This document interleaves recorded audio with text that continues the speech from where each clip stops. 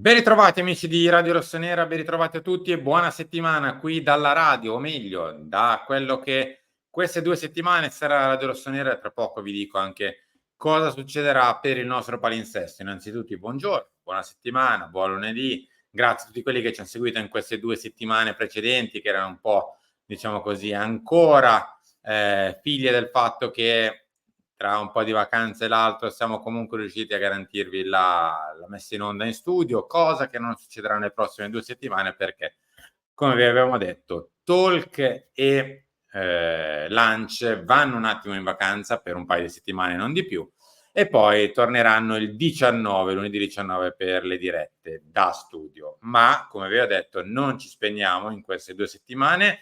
Continuerà obbligo di riscatto tutte le mattine alle ore 11, quindi non alle 10 ma alle 11 obbligo di riscatto, tornerà per tutte le prossime 2 settimane, continueranno gli editoriali, continueranno le trasmissioni di Fantacalcio, insomma non vi lasciamo liberi mai, almeno in queste 2 settimane, con anche qualche talk pomeridiano, quindi lo troverete al lunedì e al mercoledì delle prossime 2 settimane. Insomma, 2 o 3 contenuti ve li garantiamo sempre, sperando di tornare a parlare un pochino sia di campo che di calciomercato. Editoriale di oggi con 5 temi veloci perché non vorrei, spero di non andare oltre i 20 minuti, di non sbrodolare troppo oggi.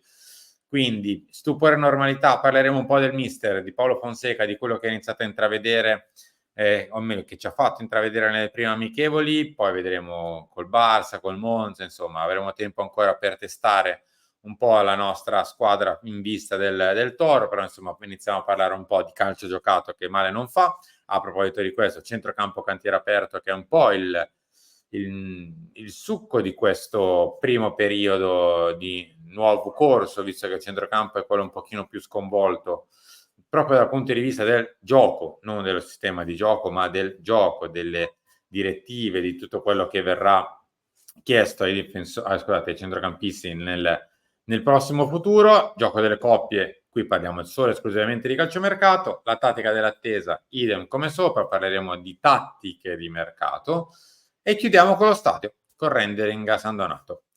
Allora, dai, partiamo subito già qua. Stupore e normalità. Ho voluto fare questo titolo perché quello che stiamo iniziando a intravedere nel Milan delle ultime 2 settimane, 3 settimane, delle prime amichevoli, insomma, è normalità. Io capisco che anch'io stesso un pochino sono rimasto stupito nel vedere alcune cose, come ad esempio il tre quarti che si abbassa in costruzione, la punta che aiuta la squadra in costruzione, la possibilità di fare degli 1 contro 1 sull'esterno con la testa, quindi ragionati e non lasciata la palla sull'esterno sperando, incrociando le dita, che Rafa Leao ne salti un paio, o Cocequese ne salti un paio, o che Pulisic ne salti un paio. No, ma si va sull'esterno coi tempi e le modalità giuste per poter avere al massimo un 1 contro 1 per il nostro esterno, che quindi è più facilitato a vincere l'1 contro 1. Così come abbiamo detto più volte, magari in passato, anche che la palla profonda, la palla lunga non è una palla sbagliata, non è un calcio sbagliato giocare la palla profonda. È un calcio sbagliato se la fai senza ragionare, così, facendo boom, buttando la palla perché è l'ultima tua chance per poter giocare la palla. Un altro conto è ragionarla, quindi mandare la palla avanti per accorciarla con i centrocampisti, eccetera, eccetera. Insomma, quello che stiamo iniziando a vedere è normalità. Una squadra un pochino più corta, che prova ad aggredire in avanti tutte insieme e a volte ancora non ce la fa, ma è normale che anche giusto sia così. La speranza è che possa farcelo nel prossimo futuro, quindi che allenandosi e giocando insieme questa squadra possa aggredire in avanti, quindi la difesa, diciamo così, abbia il coraggio di salire, di accompagnare la salita dei centrocampisti e degli attaccanti in pressione, cosa che a volte non è capitata e ci è costata qualche ripartenza di troppo sia con il City che con il Real Madrid. Ovviamente va testata con delle squadre che si chiudono in 30 metri, non con squadre come appunto City e Reale che invece sono abituate a giocare o a venirti a prendere alto. Quindi, insomma, la tara va fatta, sono amichevoli, nel bene e nel male. Quando fai molto bene è inutile esaltarsi, quando fai molto male è inutile deprimersi. Però quello che stiamo iniziando a vedere sono principi di gioco normali, niente di sconvolgente, ma che se fatto bene può esaltare quelle che sono le caratteristiche dei nostri singoli, che nell'ultimo anno e mezzo sono quelli che realmente hanno tirato la carretta e che hanno magari nascosto qualche pecca di squadra.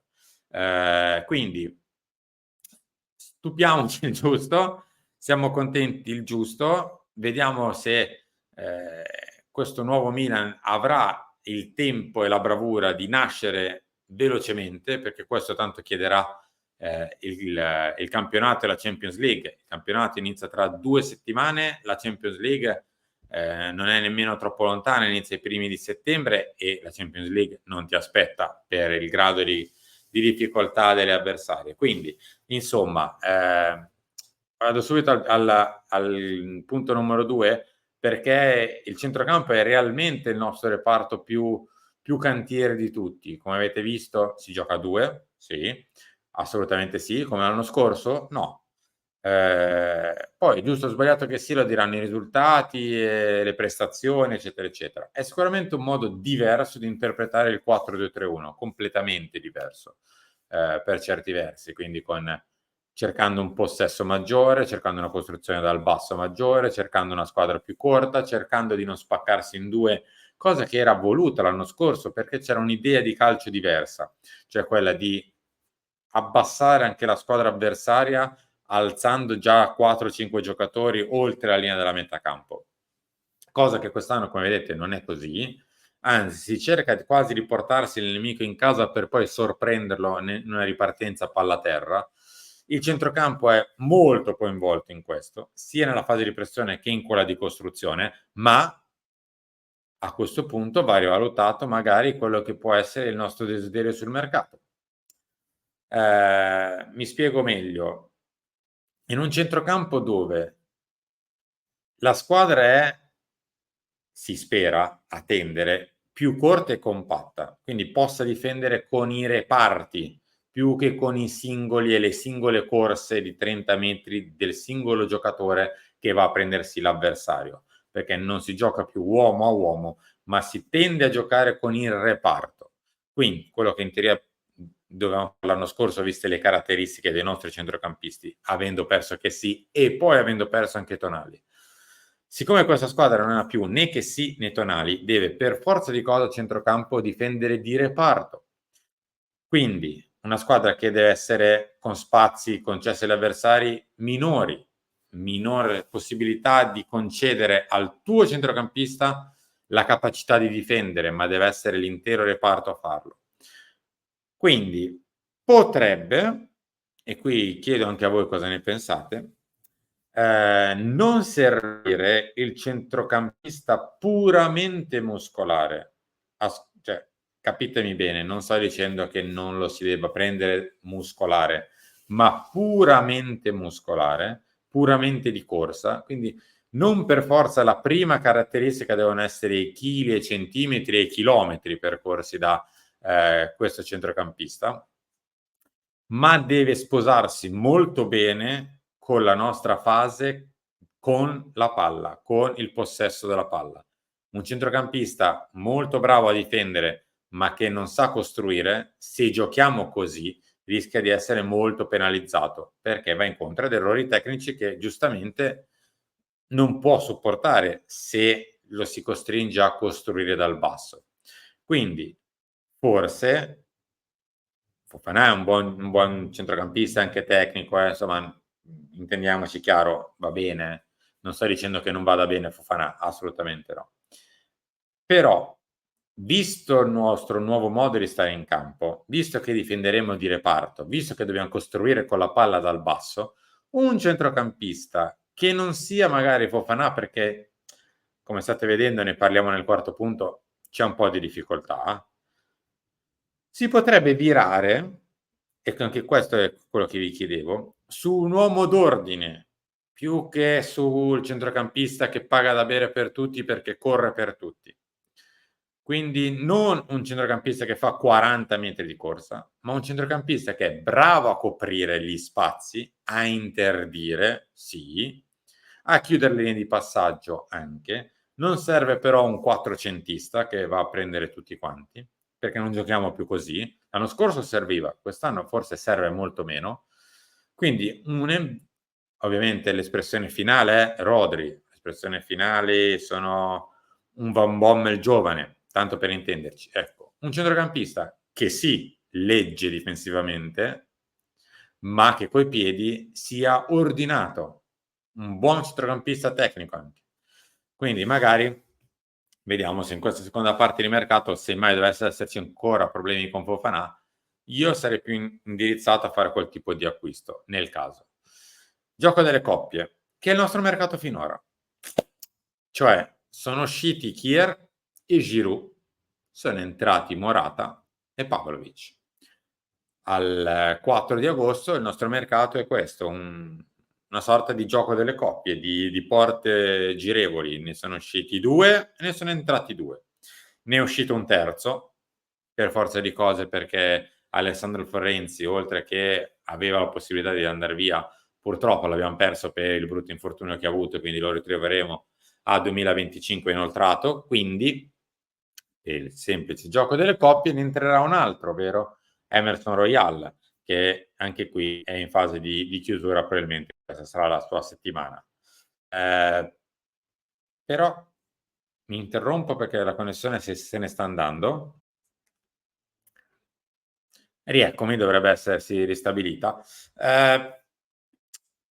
Questo gioco delle coppie ci ha fatto arrivare ad agosto, perché nel mentre non è uscito chi dovrebbe far posto al prossimi che devono entrare. O meglio, il mediano era già uscito da un pezzo, perché era già uscito con Krunic a gennaio ed era già uscito con Tonali l'anno scorso ed era già uscito 2 anni fa con Kessie. Quindi in realtà il posto è ancora vacante e non servirebbe nemmeno un'uscita. Poi, per quanto riguarda invece il tre quarti, e qui magari torno un pochino al discorso di prima, non sarebbe male mettere dentro un centrocampista di qualità lì in tre quarti.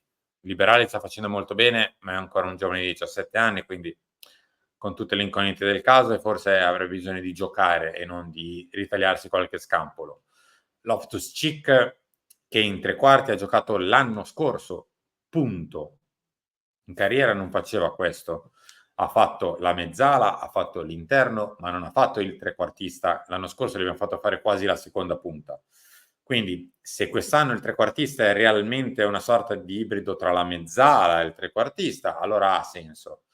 Però ha senso prenderne un altro a quel punto e non Yassin Adli, che quel ruolo magari lo sa anche fare, ma con dei ritmi di calcio diversi di quello che magari ci può servire. Quindi se dovesse uscire da lì potrebbe entrarne qualcun altro, ma lo sappiamo, siamo vincolati a questo per quel tipo di ruolo. Per l'attaccante, e qui chiudiamo, il secondo attaccante, io rimango ancora un po' così sul chi va là. Capisco che Jovic l'anno scorso non ha fatto male, ma come ha detto Cardinale qualche mese fa, lo prendo in prestito, non far male non vuol dire fare bene. Ha fatto un discreto campionato, assolutamente, con qualche gol pesante, con qualche prestazione invece un po' meno. In questo tipo di calcio ce lo vedo nì, perché sì, venire incontro ogni tanto viene, ma viene ogni volta ogni morta di papa e tecnicamente ci sta quando viene incontro, perché tecnicamente Jovic è un buonissimo giocatore, ma non è un giocatore continuo nelle gare, come potrebbe essere Morata, eccetera, eccetera. Quindi capisco che magari te lo sei tenuto anche per non arrivare corto, come è successo l'anno scorso, che siamo arrivati a 12 ore dalla fine del mercato che ancora non sapevamo che punta prendere, ma, e c'è un ma, forse avremo bisogno di altro. E qui collego alla questione Okafor, con Abraham è un po' più complicata da risolvere il rebus là davanti, ancor più che rispetto al centrocampo, credo. Su questo ridò appuntamento al prossimo, che magari ne parliamo meglio di centrocampo, anche perché ho visto che sta arrivando lungo come al solito. Punto finale, 2 punti finali. La tattica dell'attesa. Qui parlo del nostro mercato, che a volte paga, a volte no, come stiam vedendo. a volte paga, nel senso che paghi un giocatore meno, a volte non paga perché te lo perdi. È lecito fare tutto quel che si vuole nel calcio, pur restando ovviamente nelle norme. E il Milan, se valuta Fofana un determinato tipo di prezzo, è lecito che vada dal Monaco e faccia la sua offerta, come è lecito che il Monaco rifiuti.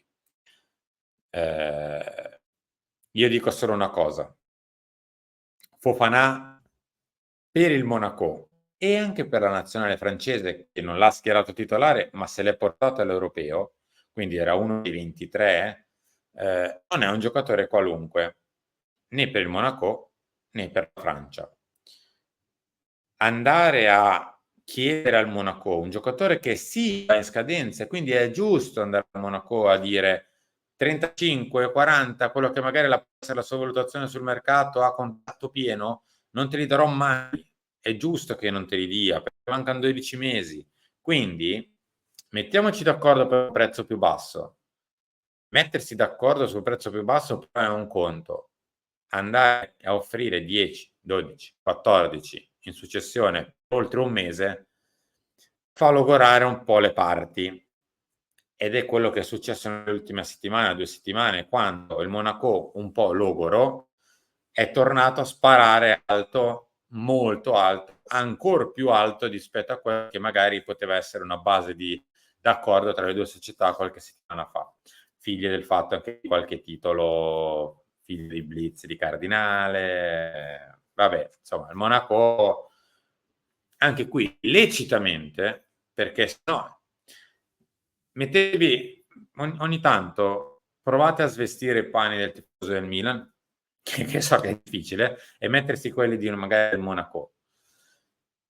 Se vengono da noi a 1 anno dalla fine del contratto, il Monaco di turno e un giocatore che sta andando a scadenza, ma che per me è molto importante, mi offre 10 milioni, io come la prendo? Se me ne offre 12, come la prendo? Se me ne offre 14, come la prendo?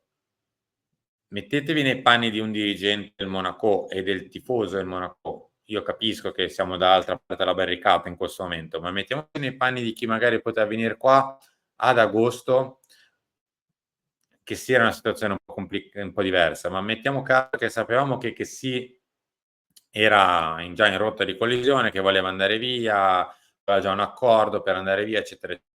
Viene qui il Monaco e ci offre 10, ma noi come la prendiamo? Come la prendiamo se il Monaco di turno va da Kessie, gli fa il contratto e poi dice a Kessie: "Scusa Frank, vai dal Milan e metti pressione al Milan dicendo che tu vuoi andare via e vuoi andare via al Milan." Come l'avremmo presa? Ora, questa tattica dell'attesa ti fa risparmiare qualche sicuramente allunga un po' i tempi, a volte funziona, a volte meno, come abbiam visto anche nel nostro recentissimo passato. Vediamo se funzionerà con Fofana. Chiudo col rendering di San Donato. Qualcuno magari è rimasto qui nell'attesa di vederlo, non ve lo posso mostrare, vi posso solo raccontare un po' com'è e che soprattutto non è ancora il rendering finale. La volontà è quello di chiudere il rendering nei mesi autunnali per mostrarlo giustamente ai tifosi. Quello che si può dire in questo momento è che quello nuovo prodotto da Manica va nella linea di continuità rispetto a quello precedente. So che non l'avete visto in quello precedente, ma ve lo posso un po' raccontare. È uno stadio su 2 anelli, anche qui non vi dico nulla di nuovo, con visto dall'esterno sembra fatto da grandi spicchioni LED che scendono dalla parte centrale e vanno verso il fondo, come se fossero delle costole di questo nuovo stadio visto dall'esterno.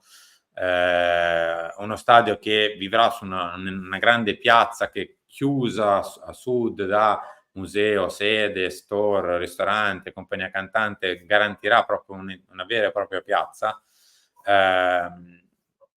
La speranza, visto che io onestamente non lo posso mostrare, lo farà chi di dovere, quindi il Milan, Icon, Redbird, Manica, insomma gli attori protagonisti di questa storia, probabilmente nei mesi autunnali.